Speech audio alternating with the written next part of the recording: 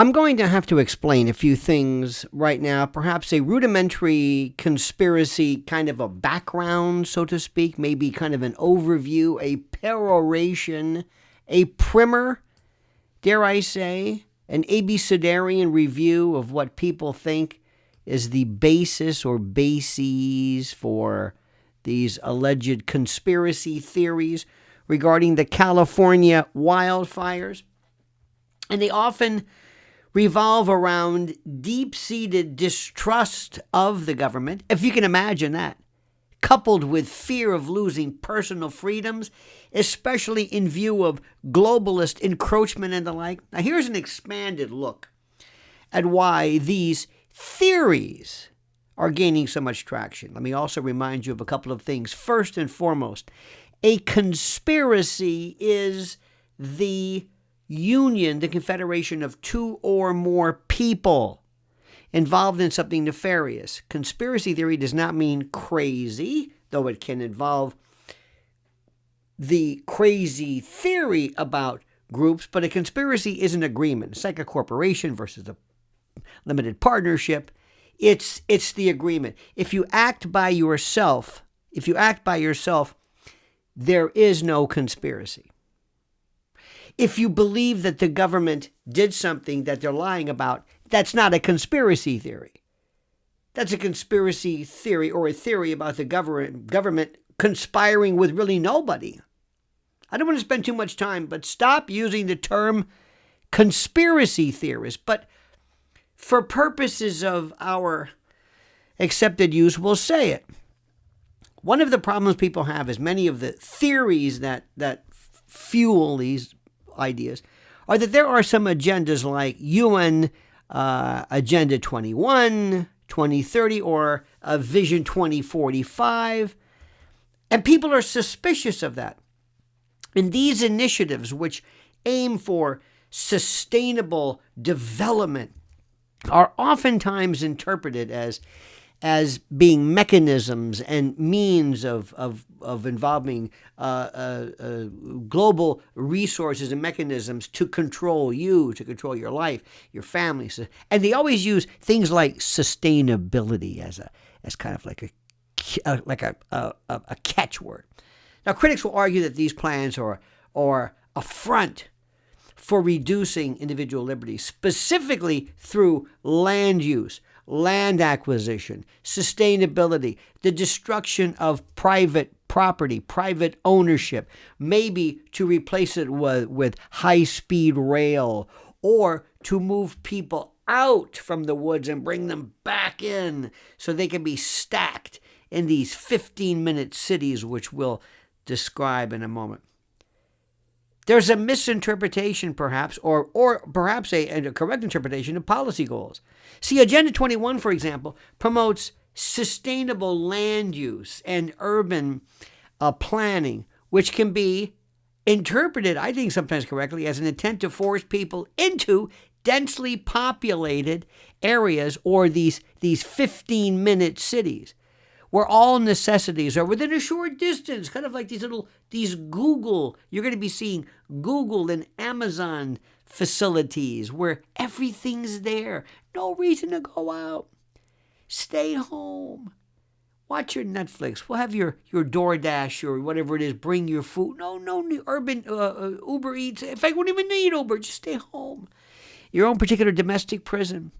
They want everything within a short distance to be true, to reduce car dependency, but also to remove freedom and locomotion. And these alleged conspiracy theorists might see these policies as a way to control populations by limiting their mobility, their independence, and their interconnectivity.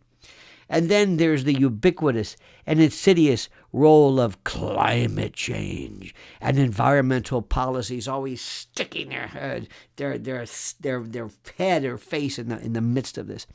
While climate scientists have increased, theories regarding wildfire activity. See, it's always the wind. That's the new thing. It's the Santa Ana winds. It's the Santa Ana winds. It's the wind. What do you want? It's the winds. They've had the winds since we've had Earth. There were fires before, but something's different. They're always going to attribute it to climate change. And climate change is important because climate change leads to carbon taxing, carbon exchange, and the like, and to remove, again, your mobility, your ability to peregrinate and locomote and move and enjoy the freedoms of life. Now, people are also throwing some narratives about whether the fires are either set or allowed to burn to enforce stricter environmental policies. Think LIHOP or MIHOP. LIHOP or MIHOP. Let it happen on purpose or make it happen on purpose. So this includes claims that the fires are part of deliberate strategies of rewilding. Have you heard this one? To rewild, to return land to a more natural state, which can be seen as an attack on human habitation, human development, and the like in rural areas. Now we get into the DEWs, and they're called directed energy weapons, and this is a favorite. The lasers, the famous lasers, the Marjorie Taylor Greene lasers, the deliberate intent to extrapolate and to expand upon those. The intentional neglect argument. Theories about DEWs, or other technologies being used to either start fires or whatever, stem from perhaps interpretations or misinterpretations or outright fabrications of satellite imagery or drone footage or whatever it is. Sometimes these claims feed into narratives where the government or shadowy elites are actively manipulating natural disasters for political or economic gain. But the idea is that by creating or exacerbating fires, officials can justify land grabs.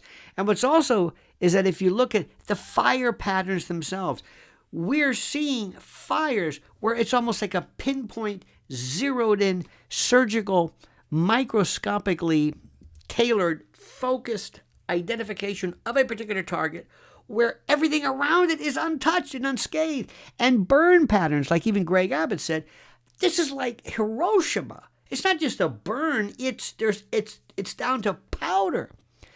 And then there are psychological factors.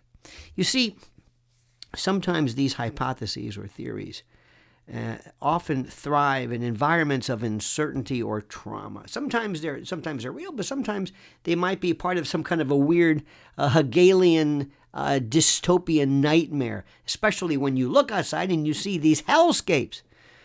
Sometimes it's maybe individuals seeking explanations that might make sense of the experience. Look no further than religion.